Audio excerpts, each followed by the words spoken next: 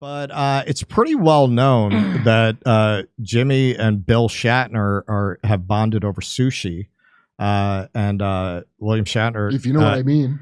Yeah, well, yeah, I mean, if you know, you know. All right, if you know the slang, you know the slang. Otherwise, I'm not explaining it to you. I don't want to get us kicked off YouTube. They have bonded over sushi, and Shatner lives in the area here. And he made some news this week about the erasure of his classic character, Captain Kirk. William Shatner says self-righteous Hollywood producers are erasing Captain Kirk from Star Trek because they feel threatened.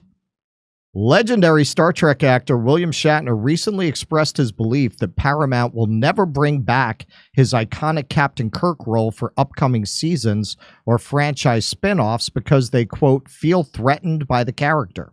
Shatner, who played the popular Captain James T. Kirk in the original run of the sci-fi series and movies until the 1990s, told his fans on social media that he doesn't think he will ever reprise his role in Paramount Plus's current Star Trek universe, suggesting the students' producers are erasing the past of the franchise.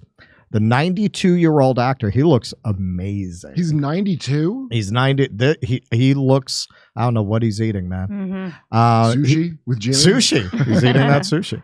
92-year-old actor mused on the subject when ex-users asked him about his feelings on Paramount Plus, making a movie with actor Patrick Stewart reprising his role in the universe as Captain Jean-Luc Picard. Now, personally, I thought they ended off on a perfect note with season 3, where they kind of redeemed the series. So I don't know why they're sticking him in a movie now. Oh, you watched it?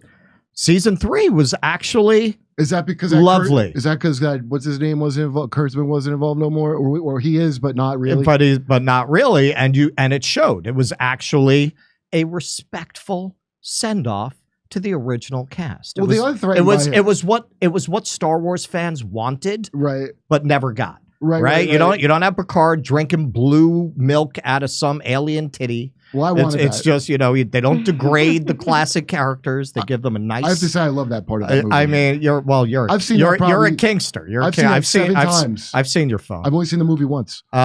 So one user asked Shatner, William Shatner, what do you think about all the negativity about Sir Patrick's announcement? There's a Picard movie script in the works. Shatner began with a positive response, stating, I think that a new movie with Sir Patrick is wonderful news. And he included a gif of Snow White gesturing alongside the caption, haters gonna hate. What does that mean? Meaning he was like, well, anybody who thinks it's a bad idea, they're just being haters. In a follow-up, another user asked, but will we ever see Captain Kirk again? To which Shatner offered a cheeky response. All you have to do is look at the Paramount Plus graphics to answer that question. So look at the graphics. That is pretty remarkable for a franchise built around that original series. I mean, everything came from that. Captain Kirk is this global icon, not even just an American icon. Is there any money issue? And he's not in it. Like no. They don't have to pay him to use it. No, of course not. Of course not. Yeah. So you got you got Picard, you got Janeway, you got Cisco, you got Burnham on the new Discovery show. The cartoon? You got that lower deck shit. I don't know who the fuck that is. Look at that. You got Pike off the new Brave New Worlds thing. You got the classic Spock, you got LaForge, and you got Archer. No Captain Kirk in this. And then he showed another one. It's not the first time. It's been going on for years. It makes no difference to me that a group who think they're enlightened or whatever they think they are obviously feels threatened by the Kirk character. It's a character from a 1960s TV show. Get over it. Shatner concluded his X thread with a rebuke for modern showrunners appearing to sideline his portrayal of the character. He wrote, it doesn't bother me in the least. A bunch of self-righteous strangers thinking they're sending a message by erasing the past? Who is going to forget? It's everywhere. It's so indoctrinated that it will take many generations to be forgotten no matter what they do. Let it be. Wow. See, that's 92. Say it that well? Let it be. Yeah, well, I think Shatner, look, it's not just notorious asshole George Takei who said that back in the day he was like the stereotypical star on the set and just this egotistical monster. But he's 92, man. You mellow out. But I mean, how many more years you got left? You're gonna get bent out of shape about a Paramount Plus graphic. Right. Well, so he's like, But I remember Decay. I'm fucking Captain Kirk, whether they put me in that graphic or not. He's a real man. I remember George well, that's it, man. He got too much space ass. You know, they don't like that. You know, it's too much of its era. But it's the same with Luke from Star Wars. You know, now Star Wars is so boring. But he wasn't running around banging green space aliens. Like, there was nothing incorrect about him other than being a straight white male, presumably. No, it wasn't just Luke that. never had a romance. So, he kissed his sister, but that was not just that. It's that he's such an iconic character, the way he said, that it's so ingrained in people. So they made a point, and they said that about that Star Wars. They had like a Luke with crossed out in the office because it was such a big part of the series. Right. So without it, Luke wasn't fucking like that. But it's still a huge threat because how ingrained it is. And so what if you do and it's not good enough? Now, Star Wars, but I think especially with Kirk, because he was so masculine. He was such a girl in every port, you know, whatever species, whatever, he was there. So it's, you know, it's really that he was the Elvis of outer space. Yeah, and they want to erase characters like that. Like if you're gonna erase the very like boy next door Luke Skywalker, of course Captain Kirk is anathema. But the actor as well, because it's weird to do it to Skywalker, because you know, Mark Hamill's a good Democrat. Shatner, over the years, like after 2011, I remember he was like, not from George Takei on Stern saying all that, because Takei is old now. Turns out he's a little more egotistical. Right. But as all the people didn't like him on Twitter, being, you know, telling the kids like, shut up, whatever dumb thing they were upset about over the years, he's always been on the wrong side of them.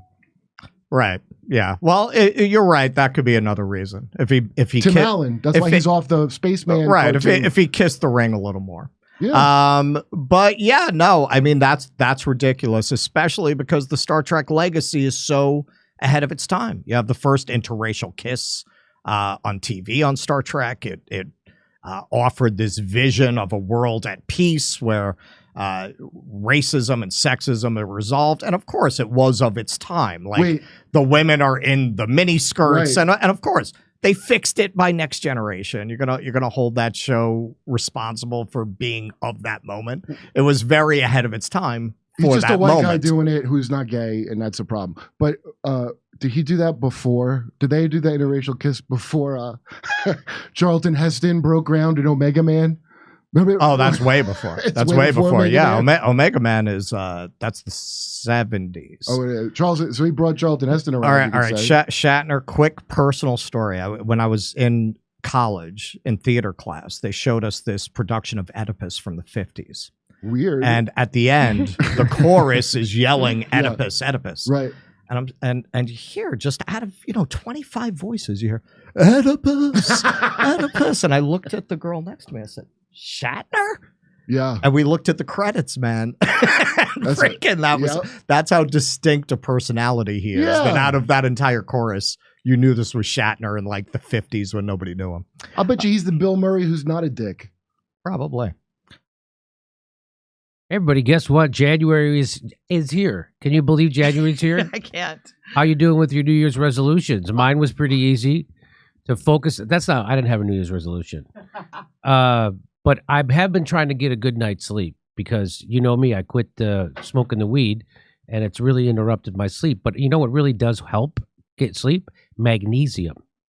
So this is really true. That's the number one mineral to help you get sleep. So I'm talking about, that's it, magnesium. Actually, I'm talking about Magnesium Breakthrough by Bio-Optimizers. So the 7 different forms of magnesium in this supplement are involved in over 300 enzymatic reactions in the body.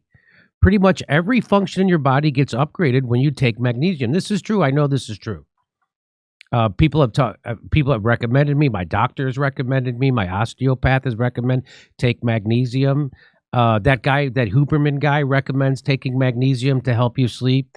Pretty much pretty much every function in your body gets upgraded when you take magnesium, from the quality of your sleep to your brain function, from metabolism to stress levels. That is correct. And let's face it, even if our 2024 resolution is not to focus on our health, how are you really going to be able to achieve all your goals without quality sleep and stress management support? Really? So do yourself a favor. This is the favor you got to do yourself. Make Magnesium Breakthrough part of your daily routine this year. I am. And so you can get the vitality you need to conquer your dreams. Go to buyoptimizers.com/Jimmy and enter the promo code Jimmy. Get 10% off. Go to buyoptimizers.com/Jimmy. Happy New Year.